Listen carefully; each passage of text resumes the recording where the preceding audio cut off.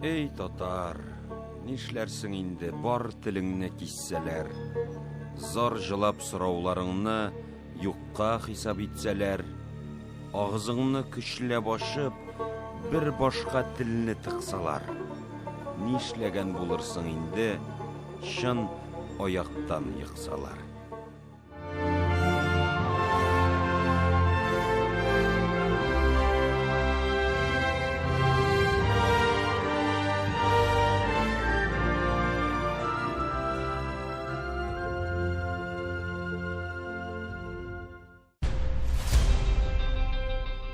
Начало XX века по праву считается золотым периодом в национальном литературном процессе.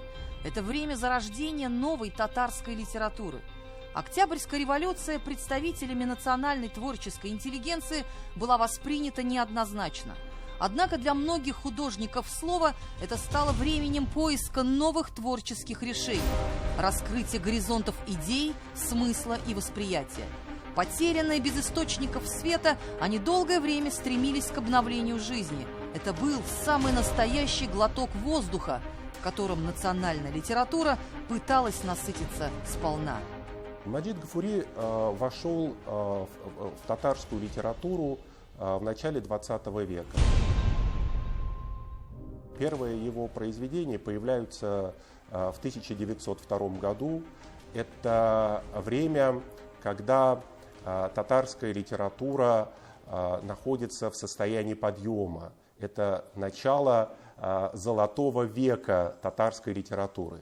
С одной стороны, мы говорим, что эта дата символична. 1902 год – это время ухода из жизни выдающегося татарского просветителя Каюма Насыри. И именно в это время дебютирует Маджид Гафури. Появляются первые его стихотворения, первые его прозаические произведения. Кем же был Маджид Гафури?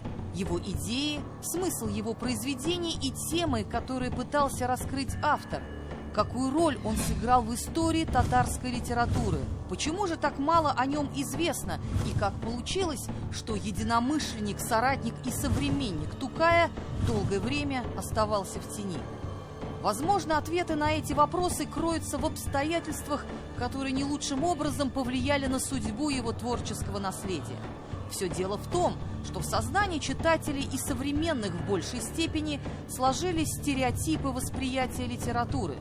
Например, существует определенный пантеон писателей русской литературы, во главе которого, безо всяких сомнений, стоят Пушкин, Горький и Толстой. Примерно по такому же пути развивалась и татарская литература. Тукай воспринимается как лицо татарской поэзии. Галимжан Ибрагимов – представитель национальной прозы. С татарской драматургией связывают такие великие имена, как Таджик Иззат, Карим Тинчурин и Галиаскар Камал. Долгое время творчество Маджида Гафури находилось в тени авторитетных мастеров слова. Между тем, его вклад в национальную татарскую литературу трудно переоценить. Творчество Маджида Гафури стоит рядом с именем Тукая. И это не случайно. Маджид Гафури фактически вместе с этими писателями Тукаем, Газизом Исхаки создал современный татарский литературный язык, который был приближен к народному. Он регулярно публиковался в периодических изданиях того времени, в газетах и журналах, которые были доступны массовому читателю. Здесь очень важно увидеть, что он в своем творчестве не замыкается только границами татарской литературы и татарской культуры. Он ставит поистине цивилизационные вопросы, причем ставит их очень интересно, очень своеобразно. Вот одно из ранних стихотворений Маджида Гафури называется «Европа-Азия». Это стихотворение построено в форме диалога между Европой и Азией. И с точки зрения современного читателя это стихотворение имеет антиевропоцентристскую направленность.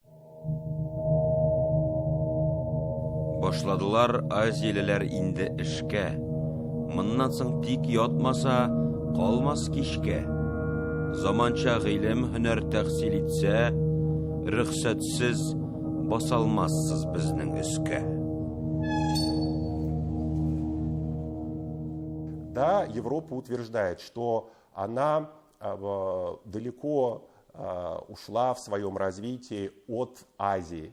Но Азия говорит о том, что истоки цивилизации были именно на Востоке, а Европа, она воспользовалась достижениями восточной цивилизации и развивала их. То есть, обратите внимание, те идеи, которые были характерны для умов, для выдающихся деятелей культуры начала XX века, не только татарской, но и европейской, они развиваются в этом стихотворении. Он выходит далеко за пределы татарского мира. Его волнуют вопросы колониальной политики европейских государств по отношению к восточным народам, положение мусульманских народов в мире. Во многих стихотворениях Маджид Гафури ставит вопрос о судьбе татарского языка. Его творчество пронизано идеалом служения нации. Безусловно, тут возникает вопрос, какова же была его литературная национальная идентичность? Гафури, син онытма милләтеңне. Сарыф ит ошбу юлда химмәтеңне. Дәвам ит ошбу юлда күп чалышкыл белер әрбабы химмәт кыйммәтеңне. Татарның зилләтен күр һәм намусын әйт. Димә зилләт үзеңнең зилләтеңне.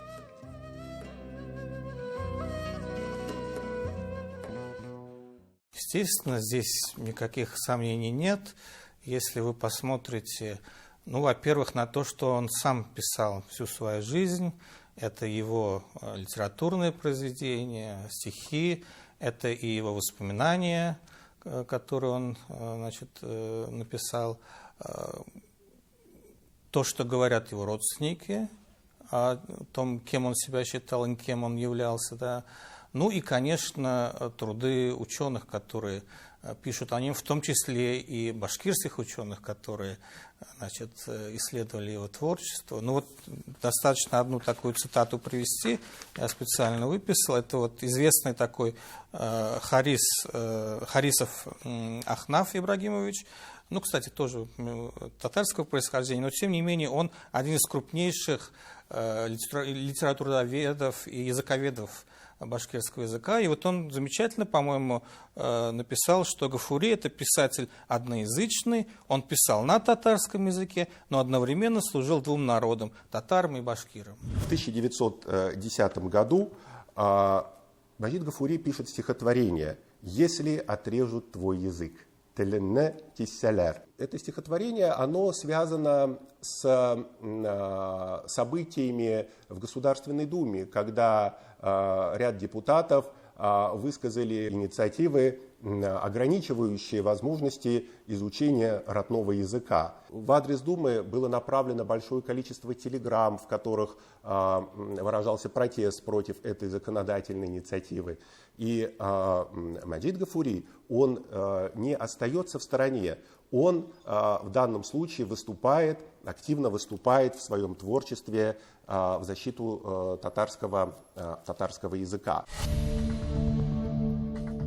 Маджид Гафури, писавший исключительно на татарском языке, великий представитель татарского народа, в 1923 году был удостоен звания первого народного поэта Башкортостана. Историки и литературоведы однозначно утверждают, что Маджид Гафури не единственный такой поэт в истории татарского народа, наследие которого стало общим достоянием двух братских народов – татар и башкир.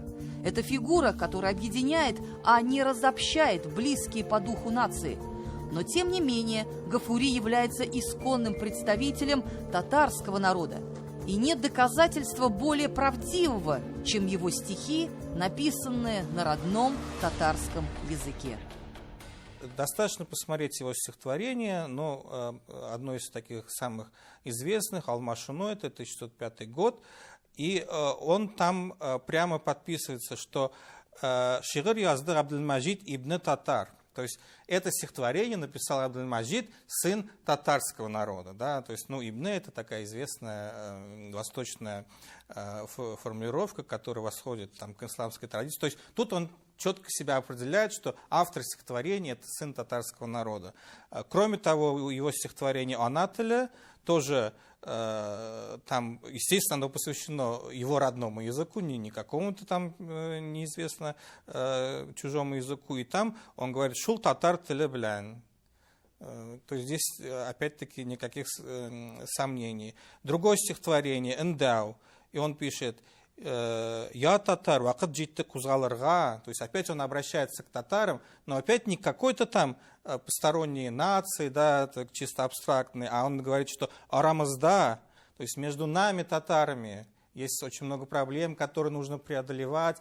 И уже это не только ведь в ранние годы, до революции, это и в советский период тоже прослеживается. Допустим, вот его стихотворение, которое называется «Татар жигитляріне», оно посвящено «Шурала жумхриятен гамальга коюши жигитлярі бізге». То есть нашим джигитам, опять-таки он говорит, что татары – это наши ребята, которые строят советскую власть, советское государство.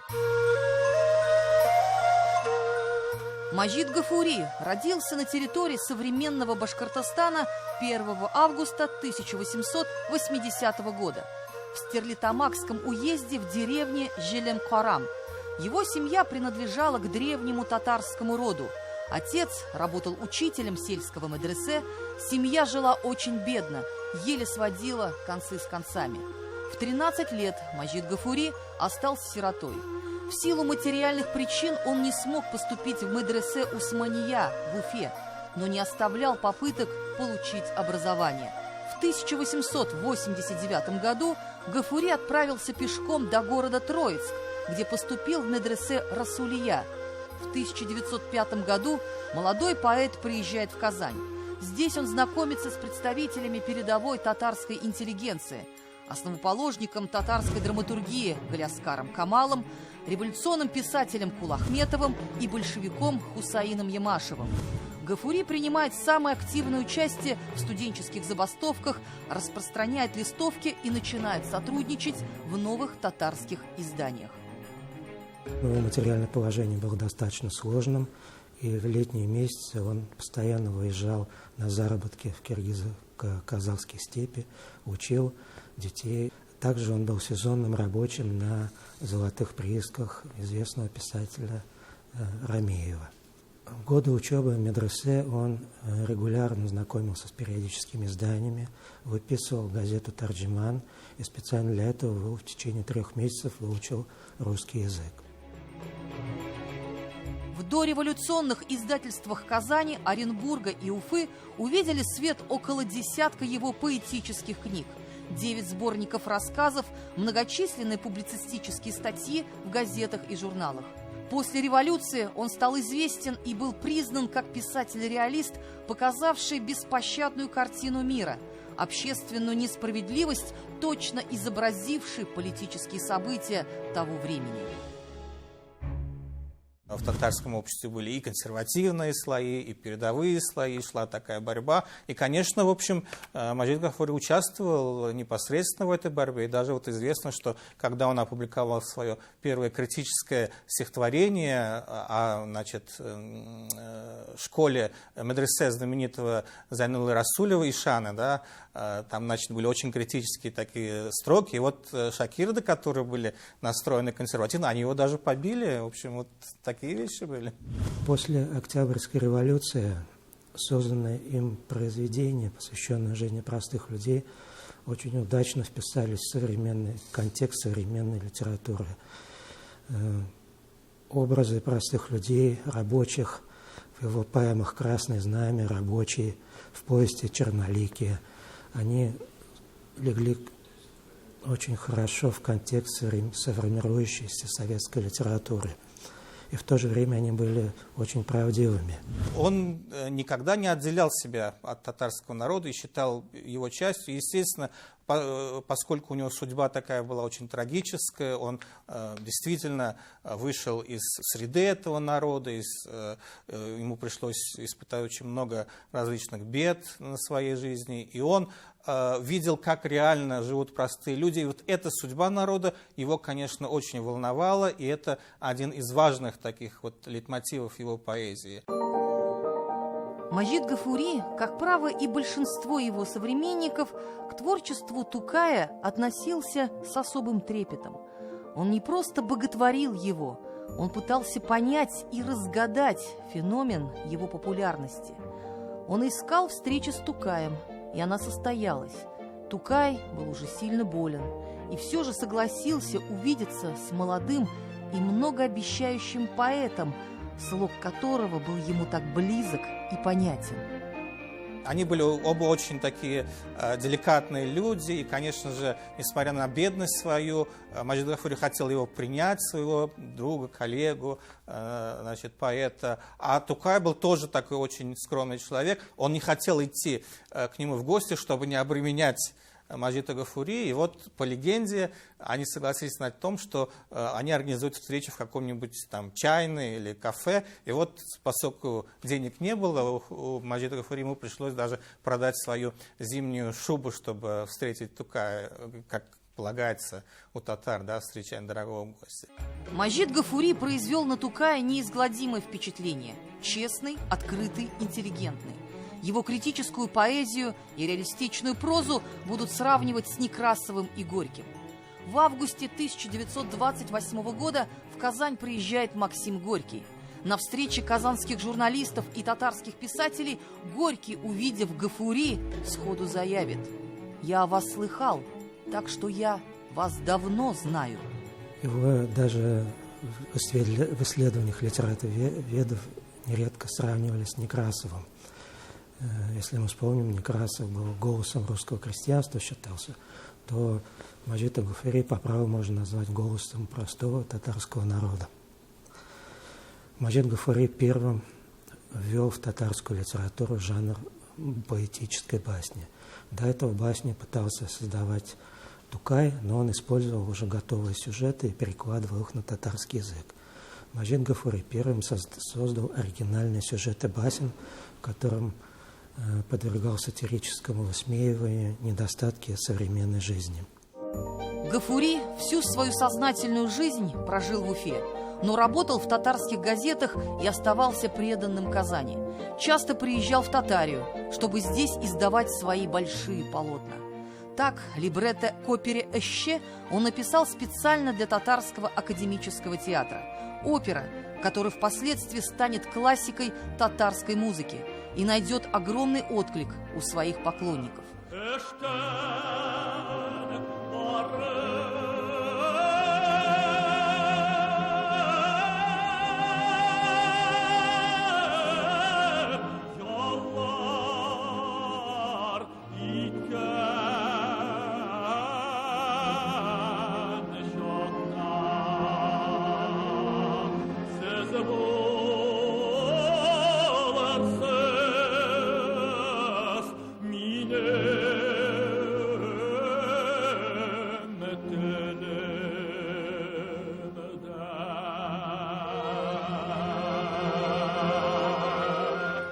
Работа по переводу произведений Маджида Гафури развернулась в советское время. Однако многие его неизданные произведения, статьи, газетные и журнальные вырезки, личная переписка с Галимжаном Ибрагимовым, Фатыхом Амирханом, Зарифом Башири долгое время будут оставаться в личном архиве писателя. Многие его стихи, написанные в советское время, были подвержены цензуре. Такое, к примеру, стихотворение, как «Татар байрагы» «Знамя татар», так и не войдет в знаменитое четырехтомное издание.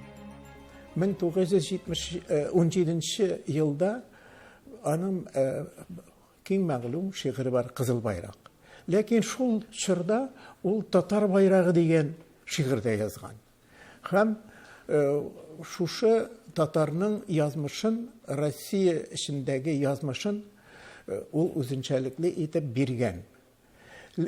Мин бу әсәрне керттем, үз урынында урнаштырдым һәм нәшриятка ул язманы төшеп киткәчтен нәшриятта карадылар да, юк, бусы ярамый, татар байрагын алып ташларга кирәк диделәр.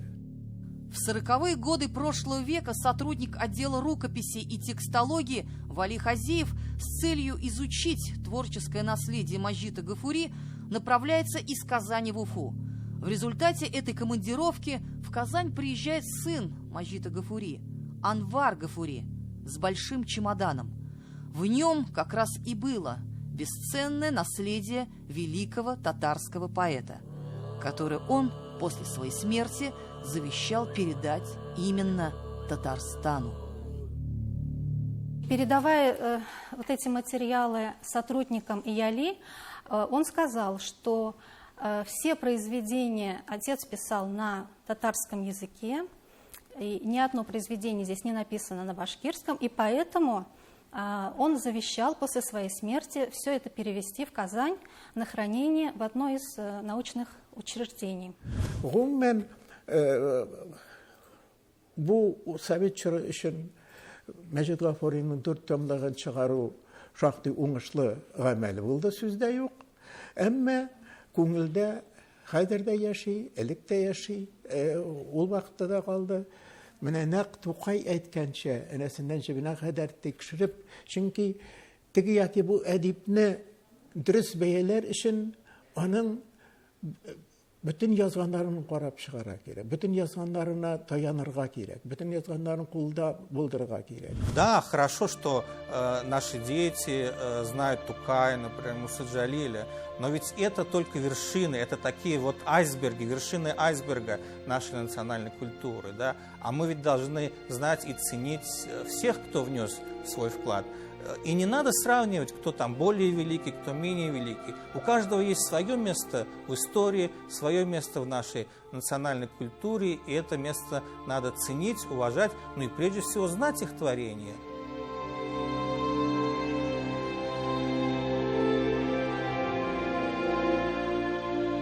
Есть такое стихотворение, где он говорит, что он сравнивает себя с птицей, да, он говорит, что я вот воспарил над вершинами, да, и обернулся посмотреть, а где же мой народ, что с моим народом.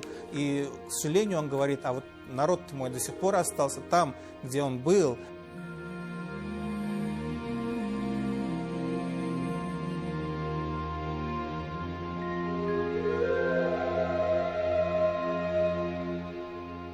Bir adım alğa basam da, əylənəm min artıma. Qoya basqandır ikən deyib, көз salamın xalqıma. Şu vaxt min bik yuğarı, toş köbük ışam əgər. Onlar aman şulay, basqan ornunda tura.